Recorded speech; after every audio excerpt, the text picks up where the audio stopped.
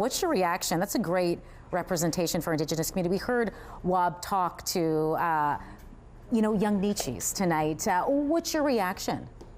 It was hard not to get emotional at certain moments in his speech, just knowing his story and understanding where he's come from. And so I think that this is a good moment for Indigenous people across Canada, but also I think, it sends a strong message that, I think there were Indigenous people like myself in Manitoba that weren't sure, is the messaging of, don't search the landfill gonna win, or is the messaging of one Manitoba gonna win?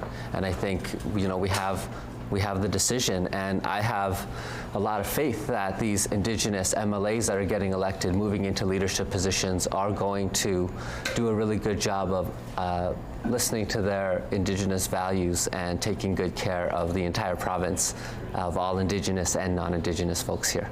Royce, Wab did a great job in this campaign of speaking to Manitobans, and tonight was no exception. Pretty inspirational speech. He definitely, had the attention of people and spoke to almost every faction of the province tonight.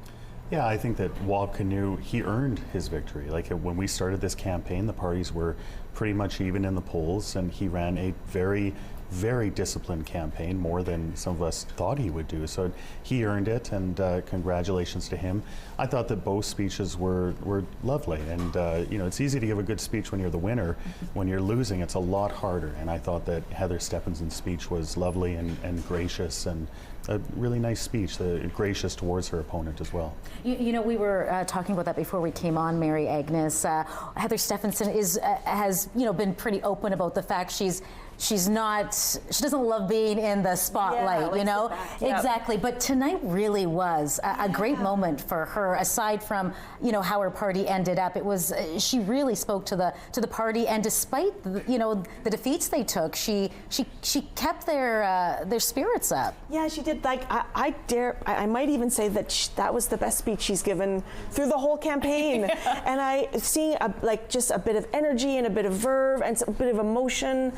A bit of authenticity. We were talking about that earlier. Right. Wab has all of those skills, those authentic skills. Yeah, he didn't even seem like he was reading from a speech tonight, and he never right? does. He's a great speaker, and he bookended the whole campaign with this kind of personal narrative, right, which Heather never quite got to.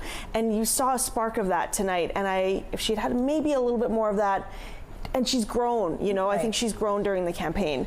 And so you saw that tonight and you think, if you just a bit more of that, it might have gone a little bit differently. They're going to need a bit more of that as the party regroups. Who do we see potentially stepping in the leadership race?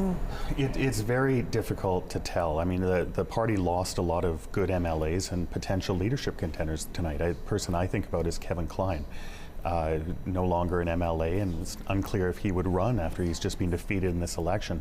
I think we need to keep the defeat in perspective. In 2016, the NDP got 26% of the vote, and I think 14 seats. I think I got that right. Whereas tonight, the Tories got 41%, 3 points behind the NDP, and are leading or elected in 23 seats. Yeah, still a strong opposition. Yeah, so we have real two-party competition in Manitoba. It was not the kind of blowout that it looked like it might be for a while, and that's what politics in Manitoba is going to be like with Premier Wab Kinew.